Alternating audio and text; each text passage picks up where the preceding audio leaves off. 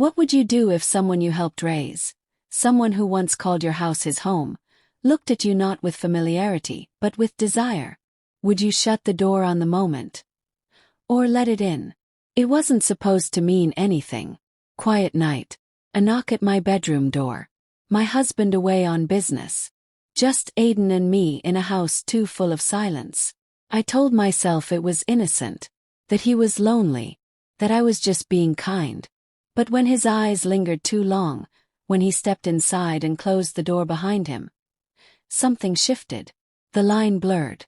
And in the space of one heartbeat, everything I thought I knew, about love, loyalty, and the kind of woman I believed myself to be, began to unravel. My name is Elise. I'm 42, a yoga instructor, part-time nutrition coach, and full-time wife, at least on paper. I married David 8 years ago. He's the kind of man who books international flights without telling me until the day before, who reads the Wall Street Journal over black coffee and calls me darling more out of habit than affection. We met at a charity gala for his late wife's cancer foundation. I was working the event, refilling wine glasses. He was a guest of honor, stoic and sad. Something about his quiet grief pulled me in. I thought I could soften it. Maybe I did for a while. David has a son from his first marriage, Aiden. When we got married, Aiden was 15. He was wiry and sharp around the edges, the kind of teenager who avoided eye contact and responded to questions with one-word answers. I never tried to mother him. He didn't need a replacement. I just offered small things, rides to practice, extra chicken on his plate, a steady presence when his dad was traveling, which was often. Our relationship settled somewhere between polite and distant. Not cold but never quite warm either. Still, there were moments, short glimmers, when we'd laugh at the same dry movie joke, or linger a little longer in the kitchen just talking about nothing. But the years passed, and Aiden went to college out of state.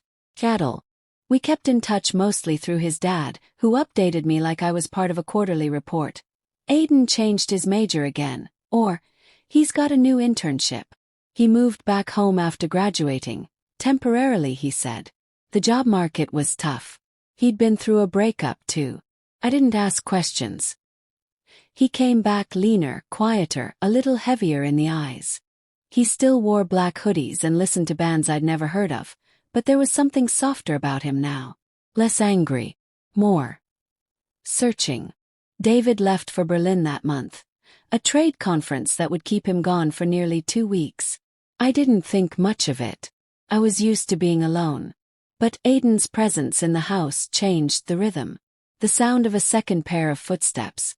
The late-night clinking of a spoon against a cereal bowl. Occasionally, I'd find him sitting on the back porch, staring into the dark, cigarette between his fingers, not really smoking, just holding it like a memory he couldn't quit. We started talking more. First about little things, books, music, the sad state of politics. Then deeper things. Loneliness. Regret. The strange ache of feeling like life should be more than what it is. I didn't realize we were getting close. Not until it was too late. It was the third night after David left that the shift began. Not in a grand, dramatic way, but like a draft creeping in under a door you hadn't noticed was open. I couldn't sleep. I was restless in that way that only comes when your mind is too full and your heart too empty. So I padded down the hall in my robe to make some tea. The kitchen was dim, lit only by the under-cabinet lights, and Aiden was already there, leaning against the counter, shirtless, wearing flannel pajama pants and looking like a man who belonged to another world, one I wasn't supposed to touch. He looked up. Couldn't sleep either. I shook my head and opened the cupboard. Chamomile. Sure. We stood in silence as the kettle heated. I watched the steam rise, trying not to notice how his hair was a little tousled, how the light caught the sharp line of his jaw. Felt wrong to notice. But I did. He broke the quiet first. Do you ever feel like you're not really in your life? Like you're watching it from across the room? I paused, the tea bags trembling slightly in my hand. All the time. He turned to face me, arms folded. I thought it would get better after college. That I'd feel more like myself. Or at least like an adult. But I just feel lost. I handed him his cup, fingers brushing his for a second longer than they needed to. Everyone feels that way in their 20s. I think you felt that way in your 40s too, he said too softly. That made me look up. He was watching me carefully, eyes searching, not in judgment, but in recognition. What do you mean? I don't know.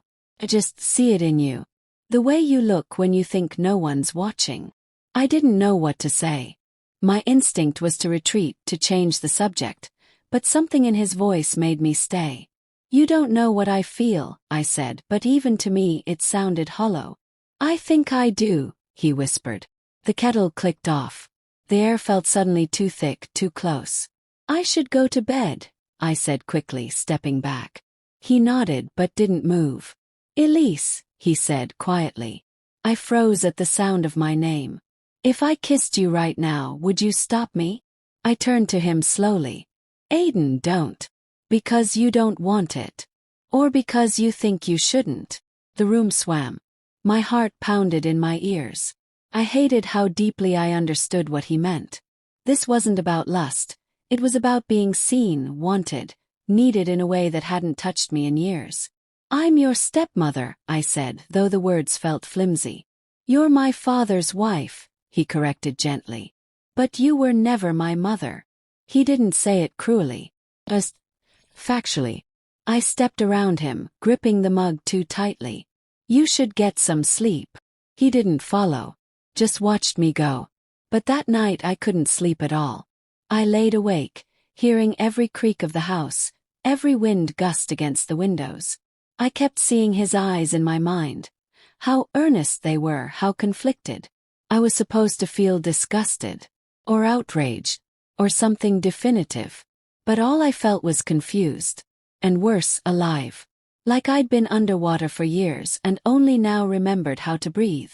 Over the next few days we kept our distance. But the air between us buzzed with what hadn't been said. He would walk into a room and my whole body would tense. His hand would brush mine when passing the salt and my breath would hitch. It was wrong. I knew it was wrong. But still, when he knocked on my door 3 nights later, long after midnight, my first instinct wasn't to tell him to go away. It was to open it. When I opened the door, he didn't speak. He just stood there, barefoot, hands shoved in his hoodie pocket, eyes cast downward like he was ashamed to meet mine, yet unwilling to walk away. The hallway light spilled between us, stretching our shadows across the floor like a secret trying to escape. I shouldn't be here, he said finally. But I had to see you. I stepped aside. I wish I could say I didn't. I wish I could say I had the strength to close that door. But the truth is, I needed someone to see me just as much as he did.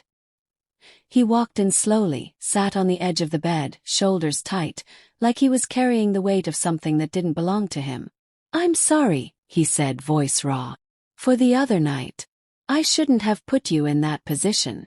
I sat across from him. You didn't force anything. I was there too. He looked up. But you're married. To my father. I know. Silence pulsed between us, louder than any words. I thought that would be the end of it. That we'd say what needed to be said and he'd go back to his room and we'd never speak of it again. But then he said something I wasn't prepared for. I've had feelings for you for years. And blinked. What? He ran a hand through his hair, eyes glossed with emotion. Not like when I was a teenager. Not when it would have been some messed up, confused thing. But in college, when I was away, I'd think about you.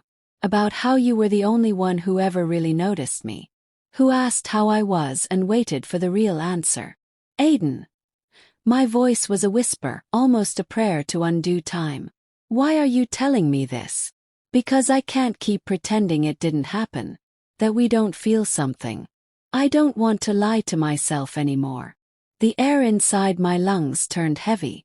Do you think this is love? Yes. I don't know, he admitted.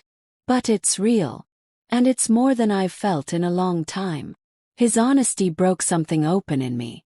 Not desire. This wasn't about sex anymore. It was about being seen deeply and without judgment. And in that moment, I realized something quietly devastating. I hadn't felt truly seen by David in years. Our marriage had become more structure than soul. Predictable, stable, and hollow. But here was his son, someone I had watched grow up, now grown, staring at me with terrifying clarity, offering a truth I wasn't ready to receive. I felt tears sting at the corners of my eyes. This can't be, Aiden. No matter what we feel, we can't build anything from betrayal. He nodded slowly. I know. But I had to tell you. Even if it ruins everything. And maybe it did. Maybe that night was the beginning of the end. Not because we slept together, because we didn't, but because the lie that held our lives together had been cracked wide open. The real betrayal wasn't physical. It was emotional. And there's no easy way back from that. He left my room without another word. But the weight of what he'd said lingered like smoke. Unspoken. Permanent. The morning after, everything looked the same. The sun filtered through the curtains just like it always did, casting golden streaks across the hardwood floor. The kettle still whistled at 8:15. David texted from Berlin, asking if the plumber had come by to fix the sink. Life moved forward, indifferent to the fault lines quietly forming beneath it. Aiden avoided me for days. We crossed paths like strangers, cordial, distant, unbearably polite. And yet, every glance we didn't allow ourselves to exchange felt louder than the ones we had. I think we both knew there was no going back to before. Not really. When David came home, he noticed the tension. He asked if Aiden was okay. I said he was just stressed. He asked if I was okay.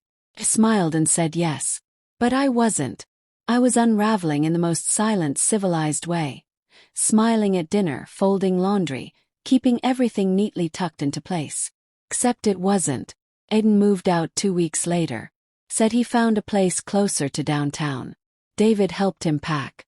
I stood in the hallway, watching the two of them loading boxes, pretending I hadn't almost broken them both. When Aiden looked at me for the last time, his expression held no blame, just understanding. And that somehow was worse. We haven't spoken since. No text. No birthday calls. Nothing. David and I still live in the same house, still sleep in the same bed. We go through the motions of a life that once made sense. But something in me has shifted. It's like trying to fit into a favorite sweater that no longer warms you the same way. I can't unknow what I know now. That I was starving in a quiet marriage, and that someone, however complicated, saw that. I think about Aiden sometimes. About that look in his eyes. About what it meant to feel chosen, even for a moment. Maybe we all carry a version of ourselves we're afraid to face until someone holds up a mirror. I don't know if what happened between us was right. I know it wasn't simple. But love, desire, even betrayal, they rarely are. And sometimes the silence left behind says everything we're too afraid to speak aloud.